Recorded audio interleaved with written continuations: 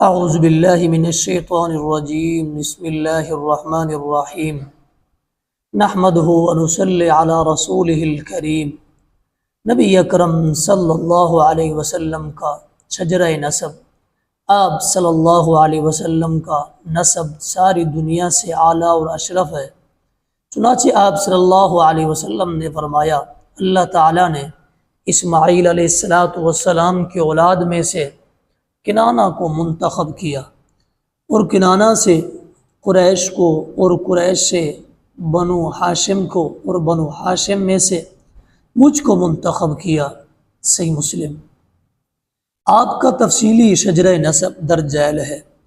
محمد بن عبداللہ بن عبد المطلب بن ہاشم بن عبد مناف بن قصہ بن قلاب بن مرہ بن کعب بن لؤی بن غالب بن فہر قریش بن مالک بن نذر بن کنانہ بن خزیمہ بن مدرکہ بن الیاس بن مدر بن نزار بن معد بن عدنان بن عدی بن زید بن بری بن اسماعیل بن ابراہیم علیہ السلام۔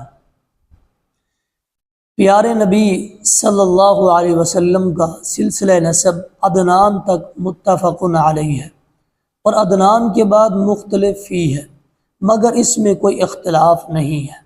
عدنان کا نسب اسماعیل بن ابراہیم علیہ السلام سے جا کر مل جاتا ہے۔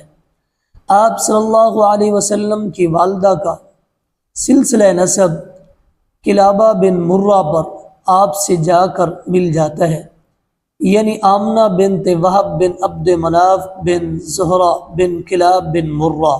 وما علینا الا البلاغ المبین۔